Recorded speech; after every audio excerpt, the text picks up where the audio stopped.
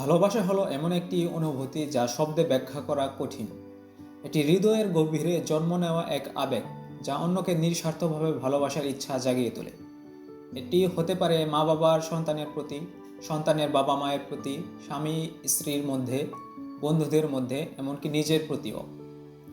ভালোবাসা হলো নিজের সবকিছু দিয়ে অন্যকে খুশি করা, সবসময় পাশে থাকা এবং শক্তি যোগানো, অন্যের অনুভূতি, চিন্তা এবং আকাঙ্ক্ষা বোঝার চেষ্টা করা।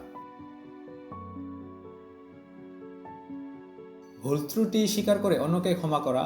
ভালোবাসা দিনে দিনে বৃদ্ধি পায় এবং আরও গভীর হয়। ভালোবাসা হলো জীবনের সবচেয়ে সুন্দর উপহার। এটি আমাদেরকে মানুষ করে তোলে এবং জীবনকে অর্থবহ করে।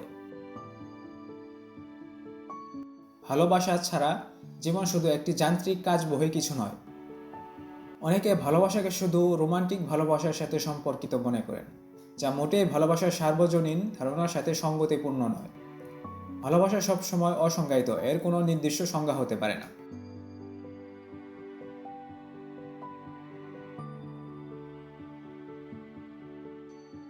14 ফেব্রুয়ারি, যা ভালোবাসার দিন বা ভ্যালেন্টাইন্স ডে। 14 ফেব্রুয়ারি ভালোবাসার দিন হিসেবে পরিচিত হলেও এটি মূলত প্রাচীন রোমানদের একটি উৎসব ছিল, যেখানে উর্বরতা ও প্রেম উদযাপন করা হতো। পরে এটি খ্রিস্টানদের দ্বারা সেন্ট ভ্যালেন্টাইন স্মরণে প্রতিষ্ঠিত হয়। তবে বর্তমান যুগে এটি একটি বাণিজ্যিক ও প্রভাবশালী উৎসবে পরিণত হয়েছে। এখন ভালোবাসার নামে এমন কিছু কাজ হচ্ছে যা আমাদের তরুণ প্রজন্মের নৈতিকতা ও চারিত্রিক অবক্ষয়ের সৃষ্টি করে যাচ্ছে।